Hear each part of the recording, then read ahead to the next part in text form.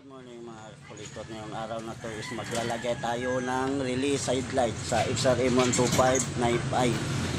So napagdesisyon na nung may-ari mga kulikot na palagyan niya ng relay kasi yung battery niya daw marami na itong nasira na battery daw dahil sa paglagay niya ng leads sa kanyang headlight na walang relay. So shout out kay sa may-ari. Sir, shout out.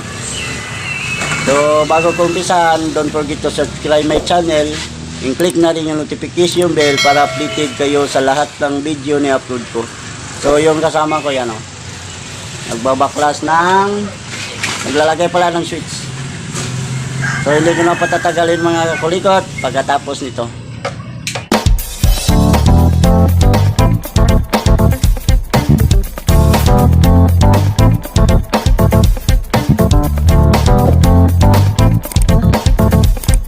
So nakasimbol na tayo ng relay mga kulikot. So ang nilagay niya na relay na yung pang sasakyan na relay original. Kasi nakuha niya daw ito sa pinsan niya. So tinistira namin, okay naman. Walang sira. Okay na okay yung relay. Ito yung relay na original mga kulikot. Nasa 600 plus yung halaga yata nito. So swerte yung may-ari kasi binigyan ng relay. So sa relay mga kulikot, may number to siya. So yan yung 85. Sana ma-focus natin para makita natin yung number yan. 85, yung sa kabila ito 86. Then yung sa taas niya is 87. Then itong 30 mga kulikot, ilalagay natin ito sa battery. I-direct natin sa battery itong 30. So mamaya papaliwanag ko sa inyo kung paano ito ikabit isa-isa para maintindihan nyo ng mabuti. Itong lalagyan natin ngayon is XRM na FI. FI yan mga kulikot. So busy yung kasama ko. So lalagyan ko muna ng heat-shrink cable tube para makabit na natin doon sa motor. Then itong kanya mga kakulikot, before kayo maglagay ng mga relay, i-check nyo muna yung charging ng motor para at least yung customer is hindi siya magsisi. Baka magtaka na lang kayo, ipakabit yung customer ng relay sa headlight tapos nasira yung battery niya kasi hindi na nagcha-charge yung motor. So i-check nyo muna bago kayo maglagay ng mga relay para yung customer is hindi magsisi. So bagong bili ito mga kulikot kasi yung battery niya is sira na. Yan. So okay pa yung mga kulikot, hindi pa puno. So may pang-reserva na siya mga kulikot. So isusunod natin mga kulikot yung fuse na ilalagay natin doon sa battery. Yung kulay blue is ito yung ground niya. So direct na sa battery yung ground niya mga kulikot. At least wala siyang kaagaw. Kasi doon sa motor marami nang kumukonsume sa ground niya. So itong isa, itong may fuse, ito yung sa positive. Lalagay natin to sa positive ng battery. So may fuse box yung mga kulikot. Huwag kayong mag-direct sa battery na walang fuse kasi pag trouble yung wiring nyo is wala siyang puputulin. So may fuse na ito mga kulikot. Tawag nito is fuse box. Ito siya ang fuse.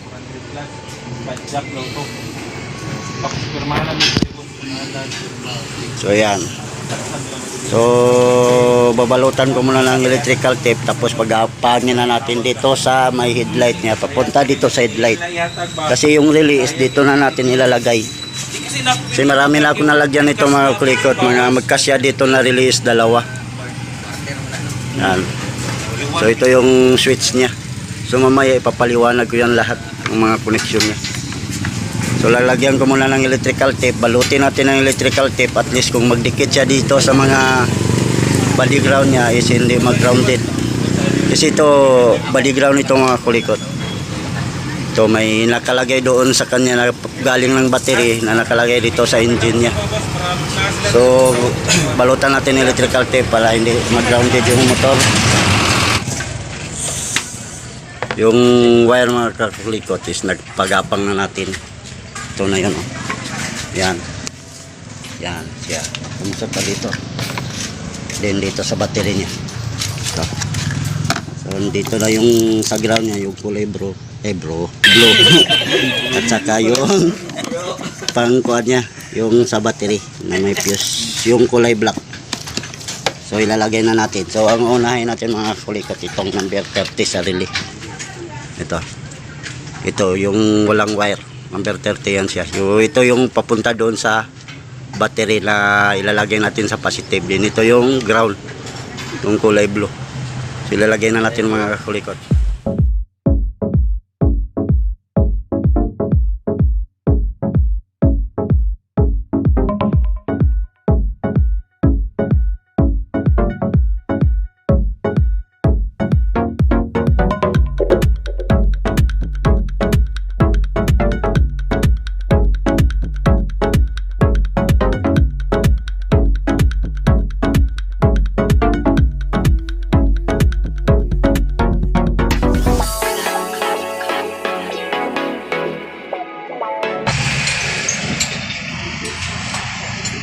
So nalagay na natin yung number 30. So lagyan natin ng heatsink cable tube para maganda tingnan. So, mamaya natin yan sunugin. So ang isusunod natin is yung number 85. Lalagay natin sa ground. Ito yung ground na pinagapang natin mga kulikot. Dito lang natin ilalagay. So mamaya na natin yan babalutan kasi maglalagay pa tayo ng ground. Wala na pala. Direct na natin ito. May ground na pala yung headlight niya.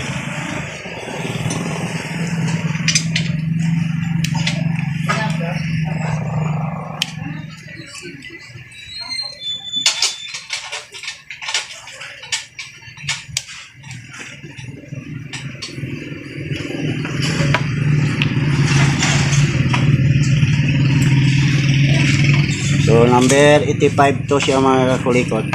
Yan. Ilalagyan na natin. Number 85 sa relay. Lagay nyo sa ground. Then ito siya mga kulikot, yung number 86. Ito. So ilalagay natin dito. Yung papunta dito sa switch sa mga kulikot sa kulay yellow na wire. Yung papunta dito. Kasi ito yung papunta dito sa yellow niya na wire. So itong number 87 dyan natin ilalagay. Itong number 87 sa taas. Ito siya sa kwan nito sa switch. Ito sa number 87, so ilalagay na natin.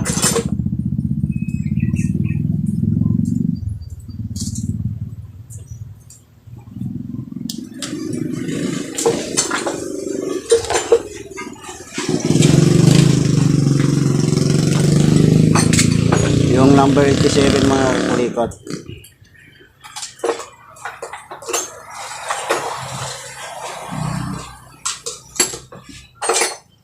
So atiin nyo na lang para sure na hindi mahiwalay dito sa kuha niya. Kasi baka magbalik ng standard yung may-ari. At least yung wiring niya is walang naputol.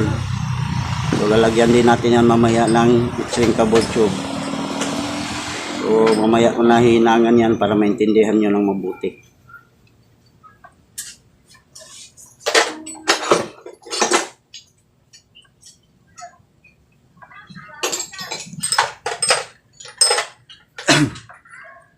So yan mga kulikot, nalagay na natin yung number 87. Then ang susunod natin is itong number 86. Kasi yung 85 is nilagay natin sa ground. Itong number 86 ilalagay natin dito sa isang wire ng switch. Ito na switch mga kulikot. Diyan natin ilalagay yung wire nito. Then itong isa is ilalagay natin sa accessory line dito sa kulay black. Yung galing ng ignition switch dito. So ilalagay muna natin yung number 86. So mamaya na natin yan babalutan kasi para maintindihan nyo lang mabuti.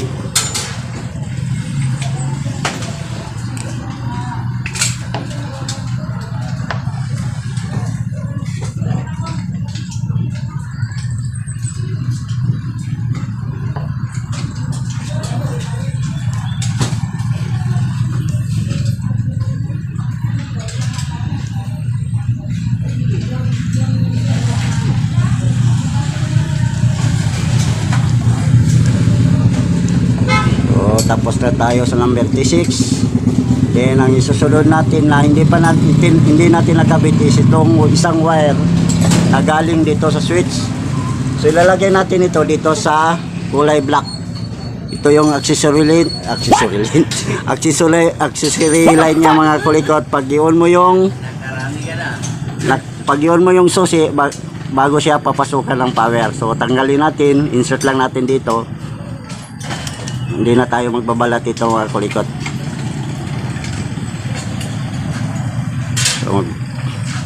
So pwede ni balatan para dili siya mag-lose contact. Yung insert na to diya mag-lose contact pa inuna siya. So magbabalat na lang tayo dito, nagpaalam na tayo doon sa may-ari. Okay naman sa kanya. Basta okay sa may-ari. So may authorize tayo na magbalat sa kanyang wire. Nagpaalam muna kayo bago kayo magbabalat ng wire sa mga customer nyo. Kasi may ibang customer na stricto. Ayaw niya pabalatan yung harness wire niya. Yun. Balat na siya mga kakulikot. So ilalagay na natin.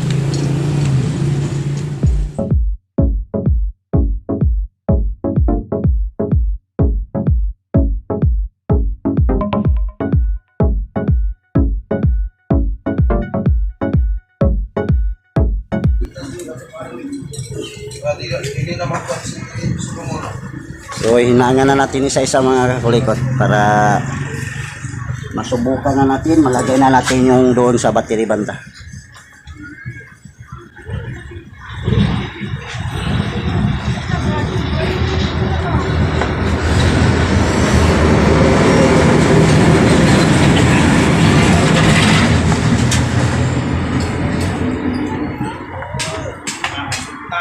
So yan, okay na. So uulitin natin para maintindihan nyo ng mabuti. Yung number 86 is nilagay natin sa switch. Yung switch niya sa headlight, yan yung switch niya sa headlight. Then yung number 85 is nilagay natin sa ground, yung papunta doon sa battery. Then yung number 87 nilagay natin dito sa kulay yellow, yung papunta dito sa high and low niya na switch. Yung ito, kapain nyo lang mga kakulikot. Then yung number 30 is nilagay natin sa papunta doon sa battery, yung doon, yung may fuse box. So lagay na natin yung heat-shrink cable tube niya para ma-castar na yung wire niya.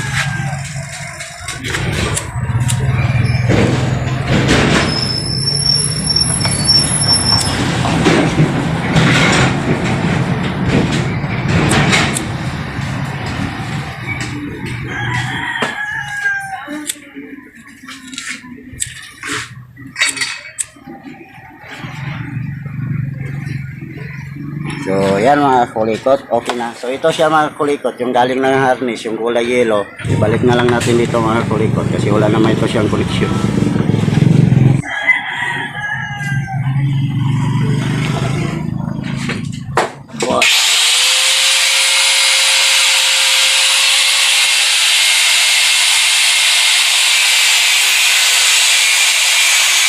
So yan, lagay na natin. Ibalik na natin ito mga kulikot.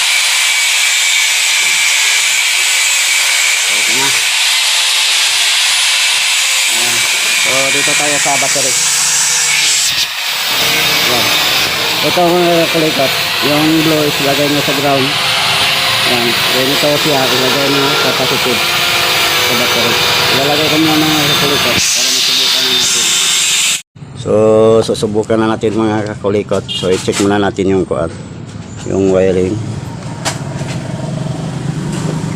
So okay na siya. So try natin yung tester is nilagay natin doon sa negative ng battery. Yan, kasi titestira natin is positive. So pag positive is always negative yung dulo ng test probe natin. Then subukan na natin kung may supply na ba ito. Itong kulay kasi ito nakalo siya. So kailangan ito siya mga kulikot, ilaw yung kulay white. Ito yung low niya. Yung blue is high, then yung green is ground. So, on mo, buddy. Nakaw na? So, yan mga kulikot, umilaw na. So, ibig sabihin ng mga kulikot, successful yung ginawa natin. Then, high na. So, yung blue is yung high niya. So, okay na mga kulikot, umilaw na lahat. So, ibig sabihin, ikakabit na lang namin yung kuha niya, yung light niya. Then babalik na natin dito sa headlight niya. So ganito siya mga kulikot. So ganoon rin mga kulikot, doon sa kuha niya is naka-color coding din yun. Dito sa kuha niya mga kulikot is apat yung wire. Yan. Ay, dito siya. Isa pala.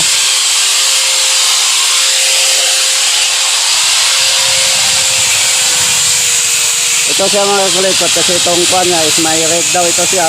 So yung blue at saka red, yan, pinagsama na natin. Then itong white is, yan siya, blue. Yung green is ground. So ganun rin mga kulikot paglagay nyo dito. Color coding lang. So mamaya pagkatapos ito is susubukan na natin. So yan mga kakulikot, ito yung itsura ng wiring nya. Yan, so yung relay is dito natin ilagay. Then yung panel binalutan natin ng electrical tape. So i-recognize nyo lang mga kulikot para hindi naman magsisi yung customer. So subukan na natin kung umilaw ba. So yan mga kulikot, umilaw na. So ang lakas mga kulikot din high. High pala yan, low, high, low. So blue yung kuha niya mga kulikot, yung sa taas. So okay na siya mga kulikot. So ibalik lang namin yung mga pairings. Pabalik ko sa kasama ko. Yan si Kabaknas. So pakisuportahan nyo lang yung channel niya mga kulikot, Kabaknas. Yung bagong vlogger namin, si Spy Kubi. So yung mayari, shout out. So ibabalik na namin yung pairings mga kulikot. So balik mo na Nas. Ay Kabaknas.